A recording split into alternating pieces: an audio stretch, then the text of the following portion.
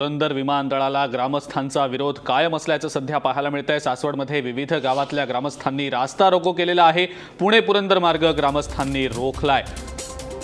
गेल्या अर्ध्या तासापासून या रस्त्यावर ग्रामस्थांनी ठिय्या आंदोलन केलेलं आहे। विमानतळाला जागा द्यायला ग्रामस्थांनी विरोध दर्शवलाय। पुरंदर विमानतळाचा वाद पुन्हा एकदा पेटल्याचं आपल्याला पाहायला मिळतं आहे। पुरंदर विमानतळाला ग्रामस्थांचा विरोध कायम आहे। ठिय्या आंदोलन सध्या पुणे पुरंदर मार्गावर ग्रामस्थांकडून सुरू आहे। सासवडमध्ये ग्रामस्थांनी रास्ता रोको केला। मोठी बातमी आताची आपण पाहतोय। पुरंदर विमानतळाला ग्रामस्थांचा विरोध कायम असल्याचं दिसतं आहे।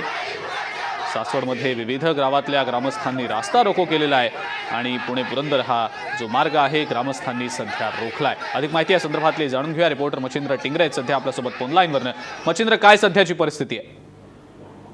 तसं आपण बघतो एकंदरीत पुरंदरला विमानतळ होणार तेव्हापासूनच इथल्या ज्या भागामध्ये विमानतळ होणार आहे तेव्हापासून ते आज त्या ग्रामस्थांचा विरोध आपल्याला पाहायला मिळतोय। एकंदरीत या परिसरातील जी काही गावं आहेत या ग्रामस्थांनी शासन आता आमचं ऐकून घेत नाहीये आणि आमचं म्हणणं न ऐकतात, आमच्या मागण्या न ऐकतात विमानतळाचं काम सुरू केलेलं आहे आणि याला कडाडून विरोध करण्यासाठी आज ग्रामस्थ सगळे एकवटलेले आहेत आणि त्यांनी सासवडमध्ये जो पुणे पंढरपूर पालखी मार्ग आहे या पालखी मार्गावरती सासवड हे आंदोलन केलेलं आहे। गेली तासापासून हा रस्ता रोखून धरलेला आहे। प्रशासनाने आमच्या कोणत्याही मागण्यांना दाद दिलेली नाही।